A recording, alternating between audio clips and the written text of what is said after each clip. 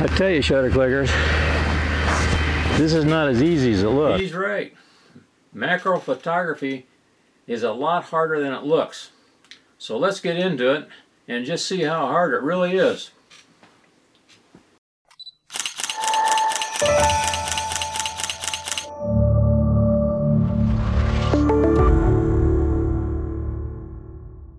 What got this macro photography started was about a month and a half, 2 months ago, I bought a new lens. It's a Canon. It's a macro EFS 35mm.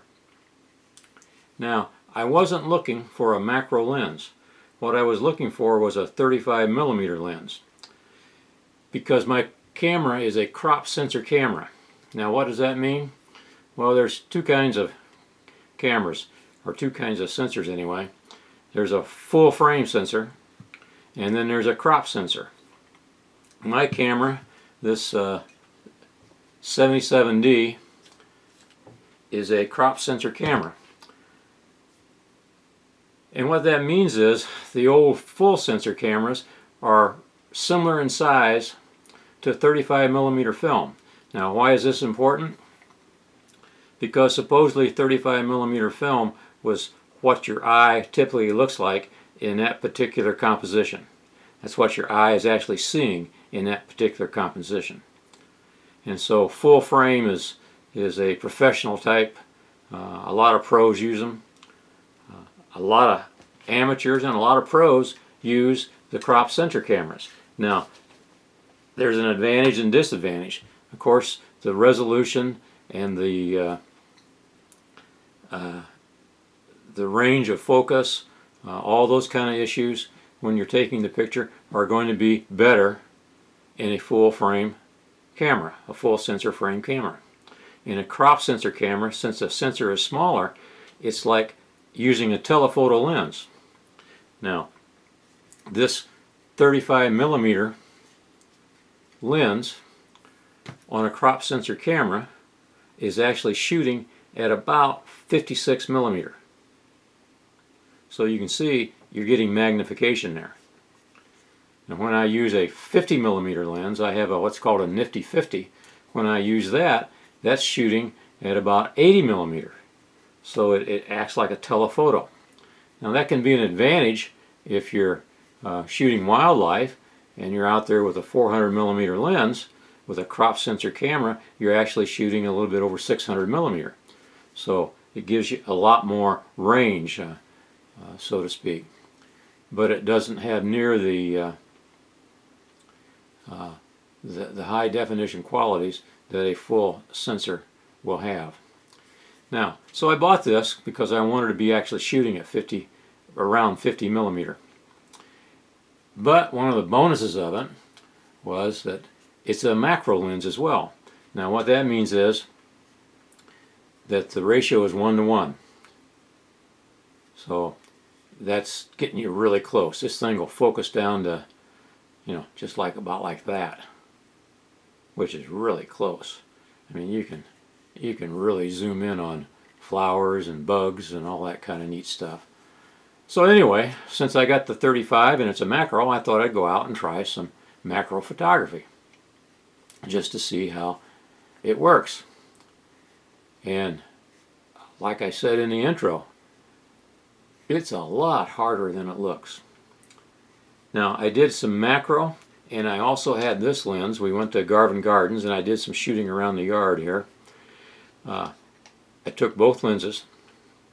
Now, this lens has a macro setting, and the camera has a macro setting, but they're really not macro. They're close-up. Big difference between close-up and macro, and it all has to do with the ratio and the size of the image. These don't shoot 1:1. This does shoot 1:1, and that makes a tremendous difference. And I'm going to try to demonstrate that to you because I took pictures both ways. I took pictures with this lens, and I took pictures with this lens.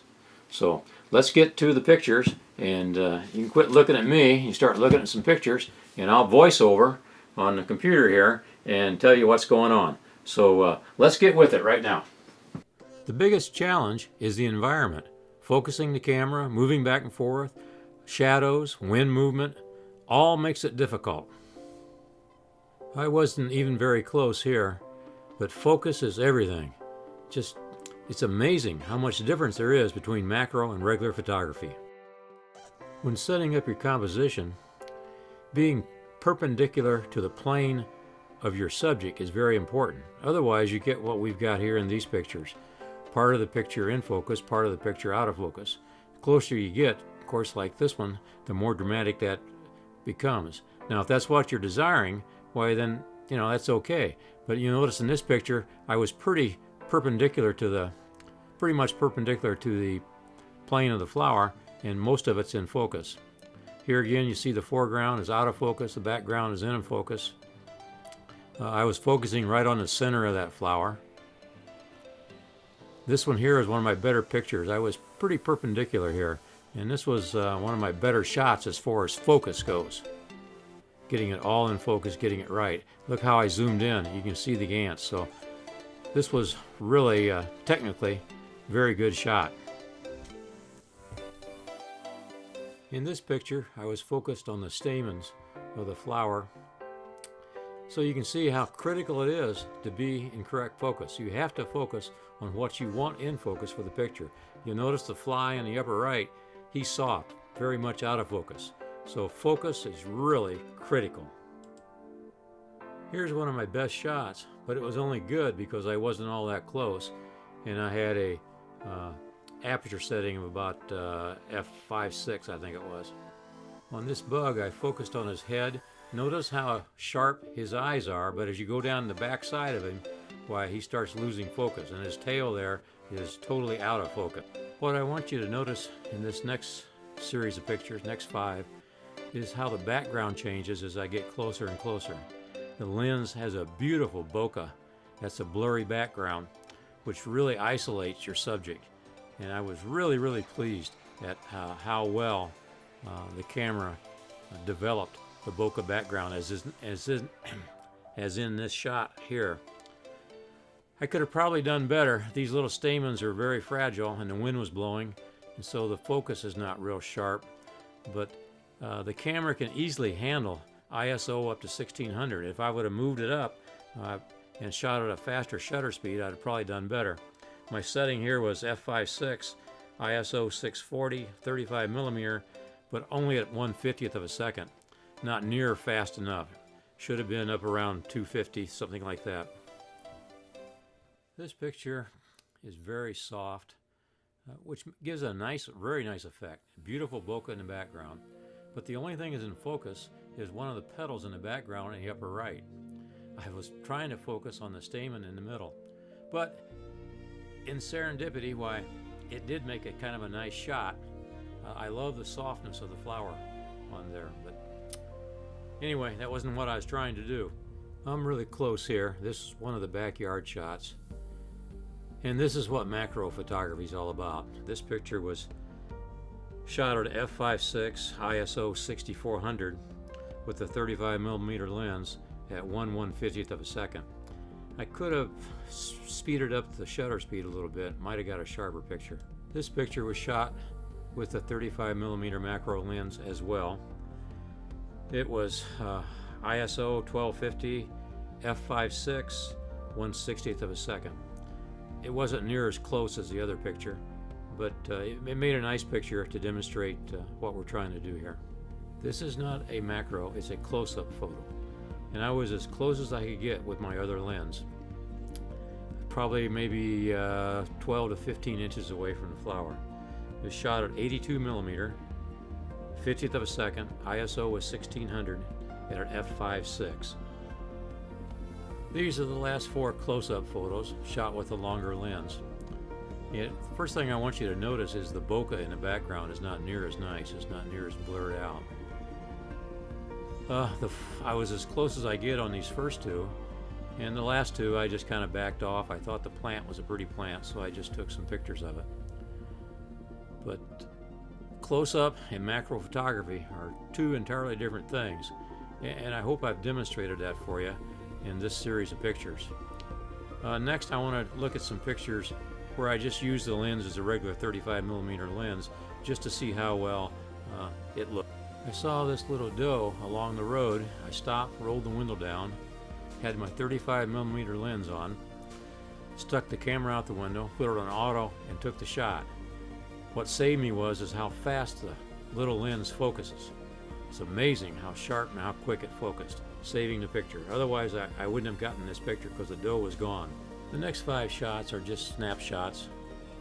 Nothing special. I didn't set up. I wasn't on a tripod. These are all handheld. Just more or less a point and shoot type thing. And all I was trying to do here was show you the dynamic range of the lens and how clear it is in the foreground and the background. It's really a nice little lens, and I'm really happy with it.